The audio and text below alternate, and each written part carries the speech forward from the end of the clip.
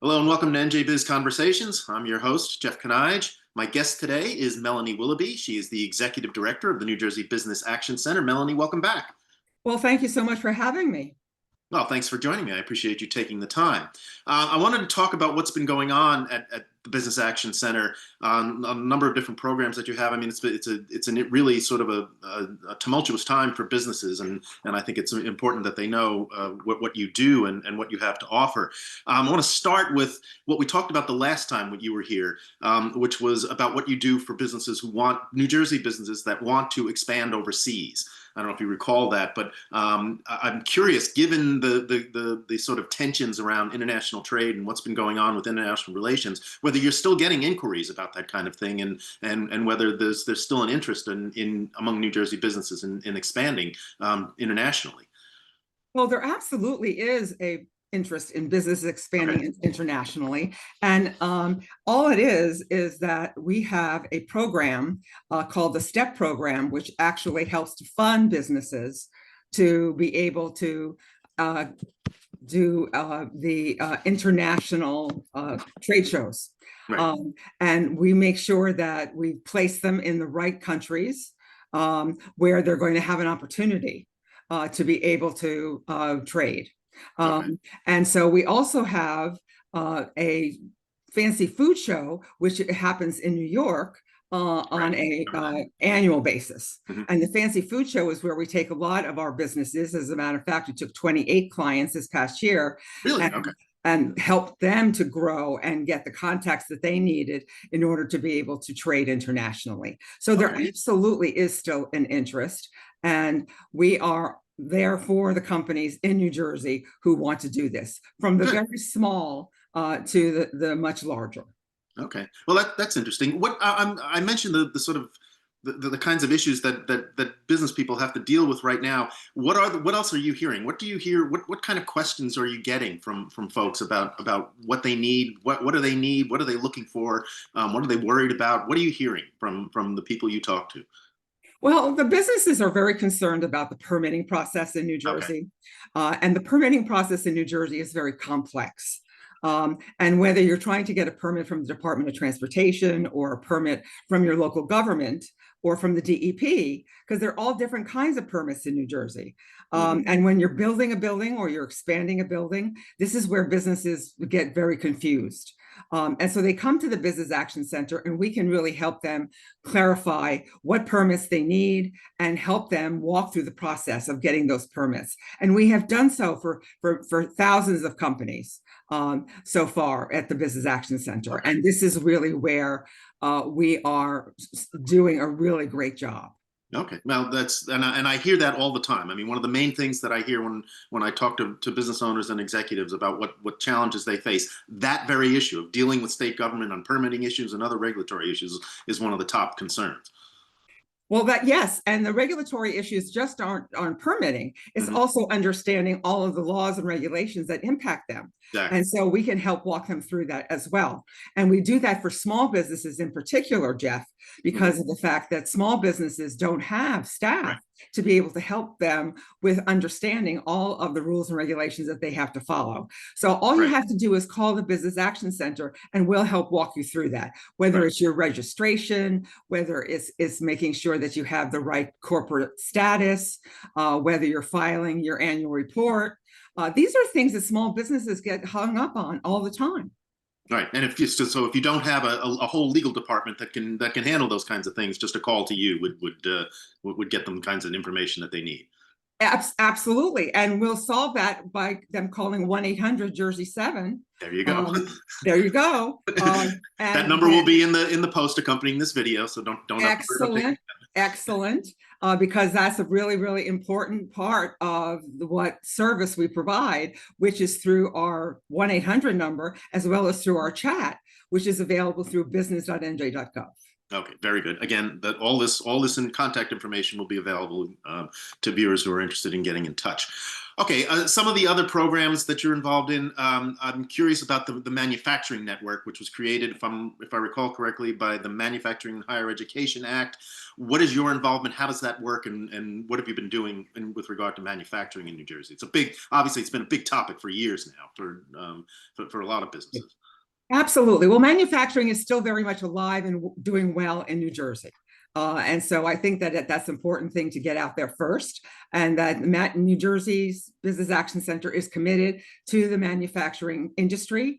And as a matter of fact, through this new law, we were designated as the manufacturing advocate in the law. And Okay. so we didn't need to be designated as the advocate to be the advocate, because we are the advocate for manufacturers. Okay. And so basically what this is that we put together a collaboration of organizations and state agencies that all have the services and benefits that can help manufacturers. And we put it together in a website. So we now have a new website, which is, hopefully you'll also post, which is njmanufacturingnetwork.org, which Okay. provides the online resources where New Jersey manufacturers can now locate all these programs. And not only that, but they can sign up for us to help them be an advocate for them.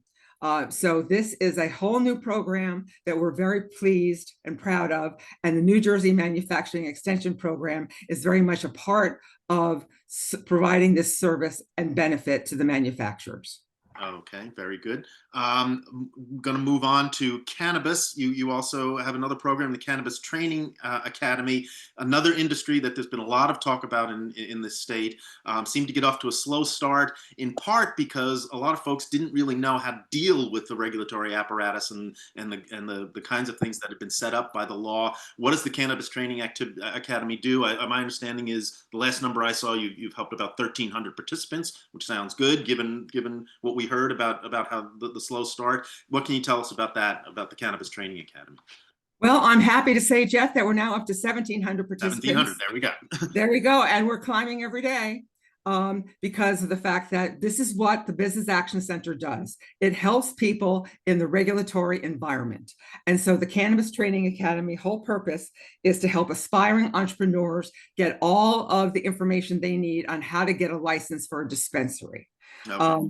And so they basically do the 10 courses, and we have 20 graduates already who have gone through the 10 courses, and they are now ready. And the CRC is recognizing the benefit that the CTA has brought to these trainees, okay, and that they will give them a leg up in the dispensary license. Okay, so what are you hearing from the folks who are involved in coming to you about the industry now? As I mentioned, seemed to get off to a bit of a slow start. 1,700 participants sounds like it's a fairly sizable cohort that's going into this business. Am I right about that? Well, it's a sizable cohort of people who are interested in the business. Okay. They're not all going to get dispensaries, because you have to go through the process of now getting the license, obviously, for the dispensary. But these are people who are interested and are testing the water, shall we say, and doing it for free, because this is all provided free of charge, and so that they can see whether it's for them or not. And, it's a very arduous process. Yes. And it's a very expensive process. And so people are going to learn about the process by coming to the CTA and going through all of the requirements. Additionally, the CTA has launched a free compliance course for the mandatory ID badging requirements. All cannabis businesses and workers are required to have an official, non-transferable cannabis business identification card to work in the industry, and we're providing free training for this as well. So we have people who are going through the badging process, and that you can get that through the CTA. And those are people who are already working in the business but need this credential. Is that correct? People working in the business and need this credential. Okay. All right. Another program, the Internet Presence Referral, which, as I understand it, helps businesses essentially that either want to get online or raise their online profile. What can you tell us about how that's working? I mean, there's got to be demand for that at this point. Oh, absolutely. So there's two parts of the referral program now. There's the first part is the mentorship program, where if you want a mentor, you can sign up and we'll assign you a mentor through our nonprofit business organizations that do mentorship. Okay. And so that's free of charge. And then there also is the internet presence program, Okay. where a lot of people need an internet presence, believe me, that Yes. either they need an update and a refresh, or they are not even on the internet now. And so this is a great program. And the EDA actually has one of the best programs available, which we promote heavily through this program. Okay. Yeah, it's interesting because every once in a while I come across a business that has a really rudimentary web presence, like a website that doesn't, it looks like it was put together like back in 1995. It's hard to believe this day and age at this point that businesses are still struggling with that, but apparently they are, given that there's a need for a program like this. Yes. Yes, well, businesses are struggling because of the fact that, they're just trying to stay alive, and they all don't think about how that internet presence can really help them Right. in getting customers. Yeah. And this is where this is. First of all, you do the mentorship, and we mentor you into you realizing you need the internet presence, and then we sign you up for the internet presence. Okay. All right. What I have to ask you, because one question we get all the time, is particularly about technology, is the use of artificial intelligence. Is that part of what you're doing with this program, or is there something else you can help folks with? Because when we do programs on artificial intelligence, we get a lot of response, and the main question in everybody's mind is, what do I do? What do I need to do with this? Do you have any solutions for those folks? Well, Jeff, I don't have a solution for those folks yet, Okay. but we're working on it. Okay. So one of the things, though, that we have gotten into is cybersecurity, Okay. because that is a really big area where a lot of businesses are really at risk, and we wanted to make sure that we help them with their cybersecurity. And so we have come up with a manual for small businesses for cybersecurity. So stay tuned. On our next interview, we'll be talking about AI. Okay. Well, that's actually a perfect segue into my next question, which was just a sort of an open-ended question about what else are you interested in? What's going on? What should we know about that we haven't talked about that folks might be interested in? Well, I think that one of the things is that you can come to the Business Action Center to be able to find out about your financing options, Okay. And about grants that are available. And there are grants that are available through lots of the divisions of the departments in state government that businesses just don't know about. They know about the EDA, or they may know about the EDA and the Economic Development Authority. Right. And what they have to offer, but they may not know about all of the ones that the EDA has to offer. And so we'll walk them through all of those. And I think that's a very, very important part of the role that the Business Action plays, is being able to help businesses walk through all of the financing options, because they always need money. Oh, yes, absolutely. And again, that's one of those questions that we get all the time: access to capital. Where do I go to get funding, especially small businesses, as you say? So this is one answer for them. Yes. Yes, it is.